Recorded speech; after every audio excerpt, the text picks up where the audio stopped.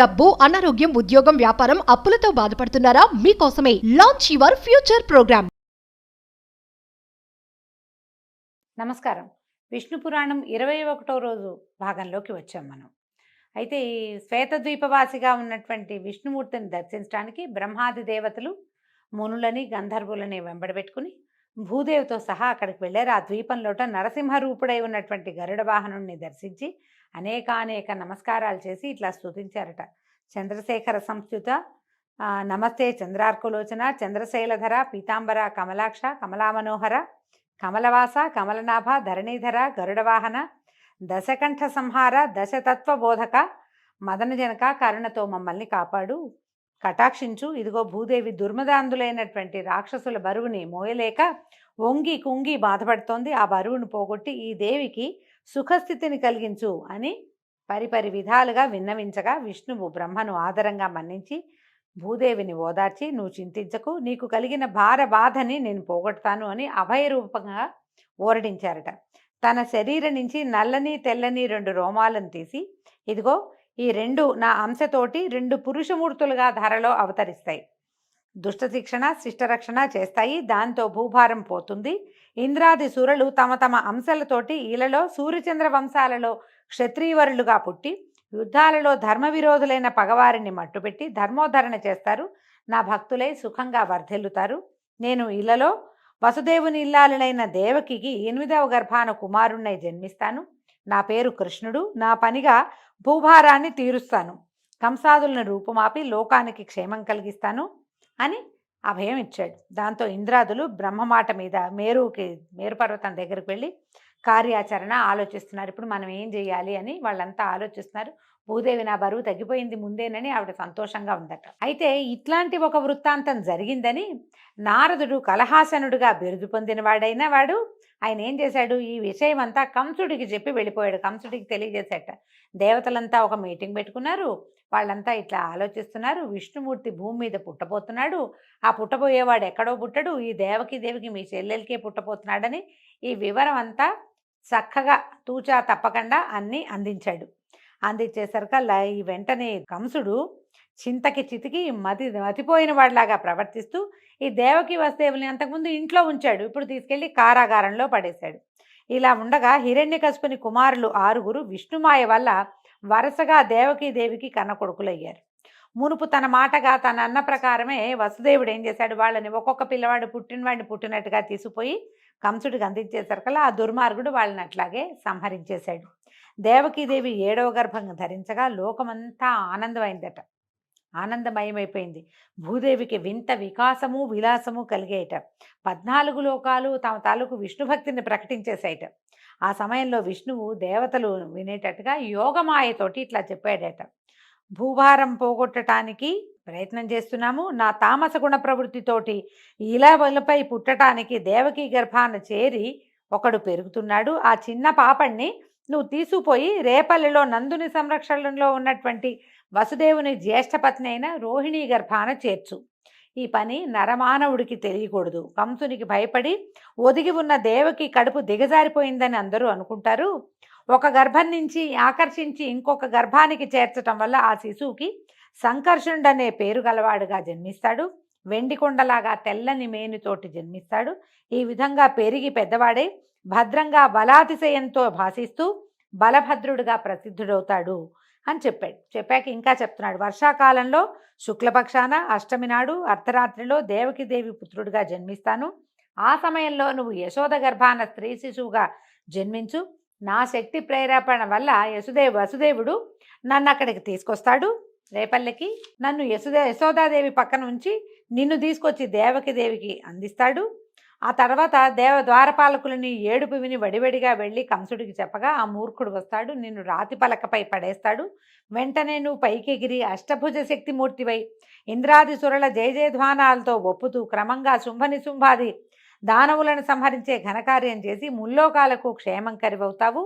నానా స్థానాలలోనూ భూతి సన్మతి క్షాంతి వృద్ధి ధృతి లజ్జా పుష్టి రుష నీతి ప్రశ్రయ ఆర్య దుర్గా దేవగర్భ అంబిక భద్రకాళి భద్రక్షమ క్షేమంకరి అనే పేర్లతోటి ప్రాతకాలమందు అపరాహ్నములందు తర్వాత భక్తిభరిత హృదయాలలో హృదయాలతోటి నరులు మానవులు అందరూ సురమాంస ఉపాహారాలు సమర్పిస్తూ నిన్ను ఆరాధించే వారికి ఈ అభీష్ట ఫలదాయినిగా ఉంటావు నువ్వు.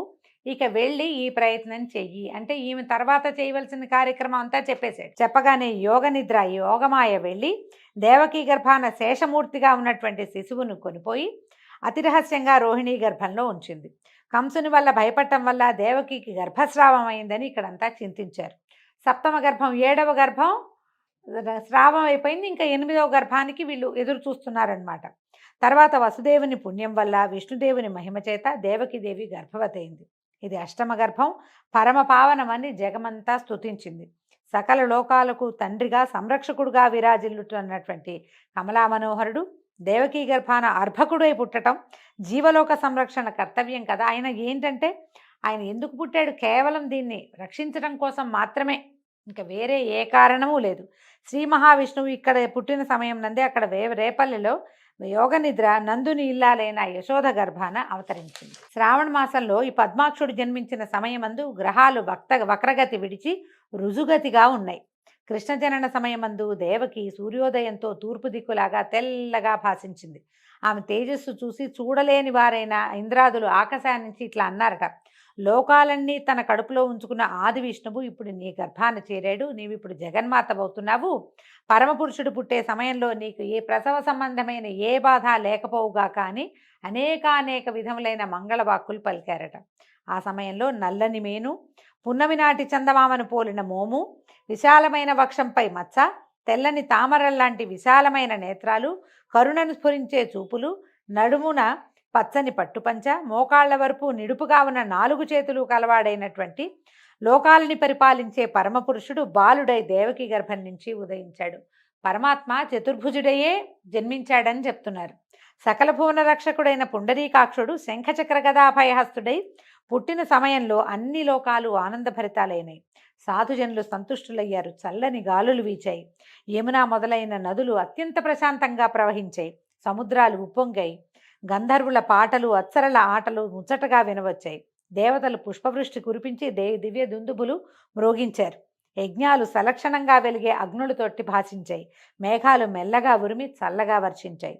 ఆ సమయంలో దేవకీ వసుదేవులు ఆ దివ్యమూర్తి యొక్క మహిమను చూసి అమితాశ్చర్యానందాలతోటి మొక్కి ఇలా అన్నారు, దేవా హరి సకలలోక సంస్తుత్య, సకల జగన్నాథ శ్రీనాథ భూనాథ, నీవు మా బిడ్డవై జన్మించడం నిజంగా మా అదృష్టం. నీ తేజస్సు చూసి కంసుడు వచ్చి అదరి బెదరి మమ్ము బాధిస్తాడు కనుక ఈ రూపం విడిచి సామాన్య మానవ రూపంతో శిశువుగా ఉండు నాయనా అని ప్రార్థిస్తే హరివారిని కరుణించి భయపడకండి, వాడి చలం బలం హరించడానికే నేను ఇలా మీ బిడ్డనే అవతరించాను అని తన అసామాన్యమైన రూపాన్ని ఉపసంహరించుకుని సామాన్య మానవ శిశువుగా కనిపించాడట.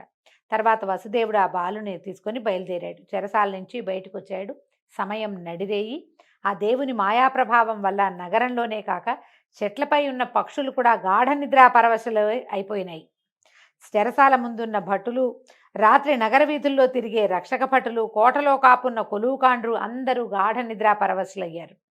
వసుదేవుడు వెలుపలికి వస్తున్నప్పుడు తాళాలు గడియలు వాటంతటా అవే విడిపోయాయి. సర్వము విష్ణుమయంగా విష్ణుమాయామోహితంగా ఉంది. ఆ సమయంలో దట్టంగా మెరుపులతో ఉరుములతో మింటికి కంటికి ఏకధారగా గాలివాయన కురవడం మొదలుపెట్టింది. త్రోవలో దేవకీ బాలునిపై చినుకు పడకుండా 1000 పడగల గొడుగుని అనంతుడు పైన ఛత్రంగా పట్టాడు. అంత వాన కురుస్తున్న యమున వసుదేవునికి మోకాలి బంటి నీటి రేవైంది. అలా అనాయాసంగా నదిని గడిచి అవతలి గట్టుకు చేరాడు. శ్రీహరి భక్తులకు సంసార సాగరం అరికాలి బంటి అవుతుందంటే మరి ఆ హరికి తండ్రి అయిన వసుదేవునకు యమున మోకాలి బంటి అవ్వటం ఏమి విచిత్రం కాదు. ఎవరైతే భక్తులుగా ఉంటారో వాళ్ళు ఈ భవసాగరాన్ని సులువుగా దాటేయగలుగుతారు. పాదాలతో దాటేస్తారు, ఏం కష్టం లేకండి. అలాంటి ప్రభువుని మోసేటువంటి తండ్రికి యమున ఎంత చిన్నదిగా అయినా ఉండుండొచ్చు. ఆ జడివానలో అంధకార బంధురమైన ప్రకృతి తోడుగా వసుదేవుడు ముందుకు వెళ్తూ యమునను దాటి స్నానాల రేవు వద్ద నందాదులను కొంచెం దూరంలో చూశాడు. వాళ్ళంతా పన్ను చెల్లించడానికి కంసుడి వద్దకు వెళ్తున్నాడట. తన సమాచారం వారికి చెప్పడం ఆ సమయంలో తగదని చూసి చూడనట్టుగా చాటుమాటుగా నడిచి రేపల్లెలోకి ప్రవేశించాడు. నందుడు నగరంలో లేడు. వాళ్ళంతా తెల్లవారుజామునే రాత్రి లేచి నడిచి మధురా నగరానికి వస్తున్నారనమాట. అలాగే నందుని మందిరానికి వెళ్ళాడు. ఆ సమయంలో దుర్భరమైన ప్రసవ వేదనతో యోగ నిద్రా మహిమ చేత మైమరచి తనకు పుత్రికా జననమైందనే విషయం కూడా తెలియక యశోద నిద్రాముద్రితంగా ఉంది. వసుదేవుడు మెల్లమెల్లగా లోనికి నడిచి వెళ్ళి ఆ ఆడబిడ్డను తీసుకుని తన కుమారుని అక్కడ ఉంచి వెలపలకు వచ్చాడు. రేపల్లెలో ఆ చీకటి రేయిని తెలివిగా ఉందనిలేం. ఆ చీకటి రేపల్లెలో ఎవ్వరూ తెలివిగా లేరు. రేపల్లంతా నిద్ర ముద్రలోనే ఉంది. నేను నందుని ఇంట్లో నుంచి శిశువుని ఉంచి బయటికి వచ్చిన వసుదేవుడు వెనుదిరిగి మళ్ళీ యమునను దాటి చెరసాలలో ప్రవేశించాడు. శాలలో ప్రవేశించంగానే చెరసాలలోకి వెళ్ళగానే ఈ కుమార్తెకే ఉమ్మని ఏడ్చిందట చంటిబిడ్డ. అంతలో కావలివారు లేచి లోపలికి వచ్చి చూశారు. బిరబిరా కంసుని వద్దకు పోయి దేవకీదేవి ప్రసవించినట్లు చెప్పారు. ఆ మాట విని కంసుడు నిప్పు తొక్కినట్టుగా ఉరికి వచ్చి గండు పిల్లిలాగా పురిటింట్లో దూరాడట. లోపలికి వచ్చేసాడు. పురిటింట్లోకి సాధారణంగా పురుషులు రాకూడదన్న నియమం ఉంటుంది. ఈయన పురిట్లోంచే పసిబిడ్డల్ని చంపటం మొదలుపెట్టాడు. ఈ ఆఖరి శిశువు, ఈ అష్టమ గర్భం తన ప్రాణాలకి హాని కలిగిస్తుందని తెలిసి ఇంకా వసుదేవుడే శిశువుని తెచ్చిచ్చేదాకా ఆగలేదట కంసుడు. లోపలికి పరిగెత్తుకుంటూ వచ్చేసాడు. వస్తే ఆమె చూడగానే దేవకీదేవి వేడి నిట్టూర్పులు పొడుస్తూ కలతపడిన మనసుతో వణుకుతూ కన్నీళ్ళు ఒత్తుకుంటూ, అన్నా, నీ చెల్లెల్ని ఆడబిడ్డతో ఆనందము మొగకూనలతో ముచ్చటా పొందలేని దౌర్భాగ్యురాలనయ్యాను. నా ముద్దుల కుమారులని 6గురిని నిర్దాక్షిణ్యంగా దిగమింగావు. ఈ ఆడబిడ్డ 8వది మగ శిశువు కాదు. ఆ 8వ గర్భాన శిశువు మగవాడు నిన్ను సంహరిస్తాడని విన్నావు, కానీ ఇది ఆడపిల్ల అయింది. ఇంత చిచ్చు పెట్టావు కడుపులో, దీన్ని ఆర్పు, ఇప్పుడైనా ఈ బిడ్డను చూసుకుని నన్ను బతకనివ్వు అని ఎంతో చింతిస్తూ ఉంటే ఆ బాలింతరాలి మాటని చెవిన పెట్టకుండా మూర్ఖుడు ఏం చేశాడు, ఆ పురిటి పసిపాపని దేవకి చేతుల్లోంచి బలిమిగా లాక్కున్నాడు. బలంగా లాగేసేట. లాగి చట్రాతి మీద పడేసేటట. విసిరి నేలకేసి కొట్టాడట. కొట్టేసరికల్లా ఆ పాప చప్పున పైకెగిరి ఆకాశం మీద భయంకరాకారంతో నిలిచి భీకరాయుధాలు ధరించి 8 భుజాలు కలిగిన స్త్రీమూర్తిగా వికృతంగా నవ్వుతూ అదిలిస్తూ ఇట్లా అంది, ఏరా, నన్ను హింసించాలనుకుంటున్నావా? అది నీ వల్ల అయ్యే పనేనా మూర్ఖ? మునుపు ఆకాశవాణి పలికినట్లుగా నిన్ను తెగవేసే మహాత్ముడు, సకల సురరక్షకుడు, దుష్టశిక్షకుడు పుట్టి వేరొక చోట పెరుగుతున్నాడు అని వాడు చూస్తూ ఉండగానే దేవగణాల చేత గంధపుష్పోపహారాలతో పూజలంది అదృశ్యురాలైంది. కంసుడికి ఏమి తోచల. పౌరుషం సన్నగిల్లిపోయింది. తెలివి తప్పిపోయినట్టు అయిపోయింది. కాసేపటికి తెప్పరిల్లి వెనక్కి తిరిగి వెళ్ళి తనకిష్టులైనటువంటి పూనక, ధేనుకాసురుడు మొదలైన రాక్షసులందరినీ పిలిపించాడు. రాక్షసవరులారా, నా బలపరాక్రమాలు మీకు తెలుసు. ఎదురులేకుండా రాజ్యాన్ని పరిపాలిస్తున్నాను. నన్ను చంపడానికి దేవతలు ఏదో కుట్రలు చేస్తున్నారని నాకు ఎప్పుడో తెలిసింది. అది విన్నాను నేను. కానీ నా పరాక్రమం వాళ్ళకి తెలీదా? వాళ్ళకి తెలుసు. ఇంద్రుడు పూర్వం నా మీదకి వచ్చి నా వల్ల వెన్ను విరిగేటట్టుగా దెబ్బలు తిని తిరిగి చూడకుండా పారిపోయాడు. ఎన్నిసార్లు నా జోలికి వచ్చాడు, కానీ ఇప్పుడు నన్ను చంపుతాడా? ఎట్లా చేస్తాడు? బ్రహ్మ విష్ణు మహేశ్వరాది సురనాయకులు కూడా నా ముందు ఎండుగడ్డుపోచలు. అలాంటిది నా లోకంలో, భూలోకంలో నాకు ఎదిరింప? ఒక్క జరాసంధుడు తప్ప మిగిలిన రాజులంతా కూడా నా ప్రతాపాగ్ని ముందు ఎండుటాకులే. ఇక ప్రస్తుతం ఏంటంటే, మా దేవకి కన్నా ఆడుబిడ్డ ఏం చెప్పింది? నన్ను చంపటానికి దేవుడట ఎక్కడో పెరుగుతున్నాడట. ఈ మాటే ఒకప్పుడు నారదుడి నోట కూడా విన్నాను. మీరు చేయవలసింది ఏంటంటే, ఈనాటి నుంచి భూమి మీద చిన్న బిడ్డల్ని నిర్దాక్షిణ్యంగా చంపేసేయండి, వెళ్ళండి అని పంపించాడు. వాళ్ళంతా సరేనని పలు రూపాలు ధరించి ధరణిపై సంచరిస్తూ పసిపాపల్ని తెగనరికి వాళ్ళ రక్తం తాగటం మొదలుపెట్టారు. రాక్షస బలం విజృంభించి ఉందన్నమాట. తర్వాత కంసుడు అంతఃపురానికి పోయి దేవకి వసుదేవులను రప్పించి కళ్ళబొల్లి మాటలతో వాళ్ళని మన్నించి, అయ్యో, చేయరాని దారుణం చేశాను, మీకు తీరని బాధ కలిగించాను, మీరెంతో అమాయకులు, నా వల్ల ఇట్లా పసిబిడ్డల్ని పోగొట్టుకోవాల్సి వచ్చింది, అంతా అయిందేదో అయిపోయింది, ఇంకేం విచారిస్తాము, విచారించి లాభం లేదు, నన్ను మన్నించండి, అంతా దైవం వల్లే ఈ మాయంతా జరుగుతోంది అని చెరసాల నుంచి వాళ్ళని ఇంటికి పంపించాడు. చెరసాలలోనే ఉన్నారని విష్ణు పురాణం చెప్పట్లేదండి, వాళ్ళని పంపించేశాడట. కానీ వాడి మనసు మాత్రం రగులుతూనే ఉంది. అయితే తర్వాత కొద్ది రోజులకి వసుదేవుడు ఒకనాడు రేపల్లెకి వెళ్ళాడు. నందుడు వసుదేవుడికి చిన్ననాటి మిత్రుడుగా కథల్లో చెప్పబడతాడు. నందుడు వసుదేవునికి ఆదరంగా ఆప్యాయంగా స్వాగతం పలిపి ఈ యశోద చేతుల్లో ఉన్నటువంటి కపట బాలకుడిని అందించాడట.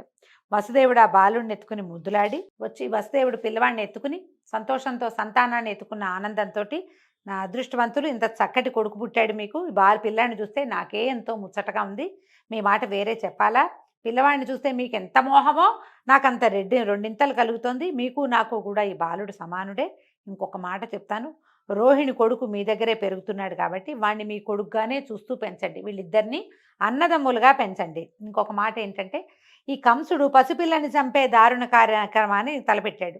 ఆ దుర్మార్గుడికి తెలియనట్టుగా మీరు ఇక్కడి నుంచి వెళ్ళిపోండి అని చెప్పాడు. వీళ్ళంతకుముందు మధురా నగరానికి దగ్గరలో ఉన్న రేపల్లెలో ఉండేవాళ్ళు. ఆ రేపల్లె నుంచి విలాసం మార్చండి, సంవత్సరాంతమందు కట్టవలసిన పన్నులు వాడిని కట్టిన తర్వాత కట్టేసావు కదా, పన్నులు కట్టేసావు కాబట్టి ఇంకా మధురకి దగ్గరగా ఉండటం ఎందుకు, అమాయకంగా అగ్ని దగ్గరికి, మోసగాడైన పరిపాలకుడి దగ్గరికి చేరితే అపాయం తప్పిస్తే మేలు కలగదు అని చెప్పేసరికల్లా ఈ మాటలు చెప్పి వెళ్ళిపోయాడు. ఇక్కడి నుంచి మీరు విలాసం మార్చేయండి, మీ చిరునామా మార్చుకోండి, వేరే చోటకి షిఫ్ట్ అయిపోండి అన్నాడు. అనగానే వీళ్ళు కూడా ఆలోచించి ఏం చేశారు, పిల్లల్ని తీసుకుని పశువులకు తమకు ఆహారము నీరు ఉన్న చోటకి తరలి వెళ్ళిపోయారు, బృందావనానికి వెళ్ళారు. అలా ఉండగా నందుని ఇంట అల్లారు ముద్దుగా బాలకృష్ణుడు పెరుగుతూ ఉండటం తెలిసి ఈ కంసుడు పంపిన పూతన అనే రాకాసి అందగత్తగా రూపం మార్చుకుని నడిరేయిన నందునింట్లో ప్రవేశించింది. అంతా నిశ్శబ్దము. నిద్రలో ఉన్న బాలకృష్ణుని మెల్లిగా ఎత్తుకుని బుగ్గలు నిమిరి విషం పూసిన చనుబాలు తాగించింది. ఆ జగజ్జెట్టి యొక్క విషపు పాలతో పాటు దాని ప్రాణాలు కూడా, ఆ జగజ్జెట్టి అంటే పిల్లవాడు ఎలాంటి వాడు, ప్రపంచాన్ని ఆడించగలిగిన వాడు. అతను ఏం చేశాడు, ఈవిడ యొక్క పాలతో పాటు ప్రాణాలను కూడా పీల్చేసి అది ఓ ఓ అని కేకలు పెడుతూ మరణించిందట. కంసుడు పంపిన పూతన ఈ విధంగా బాలకృష్ణుడికి బలి అయిపోయింది. మొదటి బలి ఇదేనమాట. దాని అరుపు గోకులంలో ఎసరు పుట్టించింది. అరుపులకి పడుకున్న వాళ్ళంతా తుల్లిపడి లేచి గుమిగూడి చూస్తే ఏముంది, చచ్చిపడి ఉన్న రాక్షసుని చూశారు. ఆ రాక్షసి తాలూకు రక్కసి గుండెల మీద ఆడుకుంటున్న బాలకృష్ణుడిని చూసి పిల్లవాడిని ఎత్తుకుని ఆవు తోకతో దిగదుడిచి గోమయంతో తిలకం పెట్టి నారాయణ కవచం చదువుకుని తమ ఇంట్లో ఒక ఉయ్యాలలో పడుకోబెట్టుకున్నారు. ఇంతవరకు ఇలాంటి ఉపద్రవం ఎప్పుడూ జరగలేదు, అసలు ఇలాంటి చూడలేదు. ఇంతటి శరీరం కలిగిన మహారాక్షసుని పేర్లు వింటమే కానీ కంటితో చూసింది ఎప్పుడూ లేదని చాలా ఆశ్చర్యపోయారట. అయితే ఉయ్యాలలో ఉన్న ఈ కపటబాల స్వరూపంలో ఉన్న పరమాత్మ అక్కడికి దగ్గరలో ఉన్న ఒక చిన్న బండిని ఒక తన్ను తన్నాడట. దాంట్లో యశోద భద్రపరిచి ఉన్న పాలు, పెరుగు, వెన్న, నెయ్యి, ఇంటికి కావలసిన పదార్థాలు ఉన్న పాత్రలన్నీ కింద పడిపోయినాయి. పడిపోయేసరికి చూసినటువంటి గొల్లల పిల్లలంతా వచ్చి ఈ గోపాలకుల పిల్లలు యశోదకి చెప్పేసరికల్లా వాటన్నిటిని జాగ్రత్తగా తీసి పాత్రల్లో వేసి దధి పుష్పాక్షతాల్లో ఆ బండిని పూజించి బాలకృష్ణుడిని చూసి అలిగిందట. అయితే ఈ గోపకాంతలంతా అన్నారట, అమ్మ యశోద, నీ పిల్లవాడు, ఈ చిన్న పిల్లవాడు నిన్న కొండంత రాక్షసుని చంపాడు, ఈ ఇంట్లో సామాన్ల బండిని విరగదన్నాడు, వీడి కాలు తగిలి విరిగిపోయింది, అది వీడు ఇలాగే పెద్దవాడైతే ఎందరి కొంపలకు నిప్పు పెడతాడోనమ్మా అని ఇలా హెచ్చరికగా ఎన్నో ముచ్చట్లు ఆడారట. పిల్లవాడు చేసే ప్రతి పని విచిత్రంగా విపరీతంగానే ఉండేది. తర్వాత వసుదేవుడు రోహిణి కుమారుడైన బలభద్రుడికి దేవకీనందనుడైన కృష్ణుడకు నామకరణం చేయాలని సంకల్పించి కులగురు అయినటువంటి గర్గాచార్యుడిని ఆహ్వానించి విషయం చెప్పి గోకులానికి పంపించాడు. గర్గుడు నందుని మందిరానికి వెళ్ళాడు. తనంతట తాను చూడ్డానికి వచ్చినట్టుగా చెప్పాడు. యశోదానందులతోటి కాసేపు కబుర్లు చెప్పి తర్వాత ఎవ్వరికీ తెలియకుండా రోహిణీ నందనునకు రాముడని, దేవకీ కుమారునకు కృష్ణుడని నామకరణం చేసి వెళ్ళిపోయాడు. అయితే రామకృష్ణులు నలుపు తెలుపు శరీరాలతో శోభాయమాన మూర్తులై యశోదానందుల పెంపకంలో గారాభంగా పెరుగుతూ ఉన్నారు. బాలకృష్ణుడు క్రమంగా పాకటము, కూర్చోటము, తల్లి చేయి పెట్టుకుని తేలికగా అడుగులు వేయటము, ఎండిన ఆవుపేడ శరీరానికి పట్టించుకుని లేగలతో వీధుల్లో పరిగెత్తటము, ఆ దూడల తోకలు పట్టుకుని అవి పరిగెత్తకుండా నిలబెట్టటము, ఇలాంటి చేష్టలతోటి అన్నను కూడా కలుపుకొని చిల్లర మల్లరగా నడవటం మొదలుపెట్టాడు. అంతకంతకీ పెంకె చేష్టలు పెరిగాయి. ఇరుగు పొరుగు ఇళ్లలో దూరి ఆ ఇళ్లాళ్లకు కనపడకుండా వాళ్ళు ఉట్టిపై పెట్టిన పాలు వెన్న ఆరగిస్తూ దగ్గరికి వచ్చిన చిన్న చిన్న పిల్లల మూతులకు రాసి పెరటిదారిన పారిపోతూ, మరికొందరి ఇళ్లలో మరుగుతున్న పాలకుండలలో కుండల్ని కవ్వంతోటి పగలగొట్టి పారిపోవటం, అటు ఇటుగా ఉన్న వాళ్ళు జవరాండ్రు దగ్గరికి రాగానే తుర్రున్న తూనీగలాగా ఎగిరి గంతులు వేసి తల్లి వద్దకు వచ్చి ఏమీ ఎరగనట్టుగా ఆమె అడ్డాలలో కూర్చుని ముద్దులు కూడవటము, ఇట్లా బాలగోపాలుని శైశవ చేష్టలు అనంతంగా సాగేవి.